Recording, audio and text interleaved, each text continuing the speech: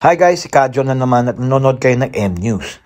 Ang final leg ng 31st Defense and Sporting Arms Show sa SM Mega Mall noong November 18 to 21 ay solid talaga ang naging finish for this year. Kahit ang daming bagong hardware na nakakamangha mula around 40 exhibitors, ang totoong highlight ay yung focus ng AFAD sa culture. Front and center talaga ang safety, discipline at education. Malinaw na hindi lang ito basta bentahan, kundi about responsible ownership talaga. At syempre, panalo pa rin ang one-stop shop para sa LTOPF at registration, laking ginhawa na di kailangang dumayo at pumila sa krami. Great week ito para sa community. Patunay na andito tayo hindi lang para sa gear, kundi para rin sa samahan.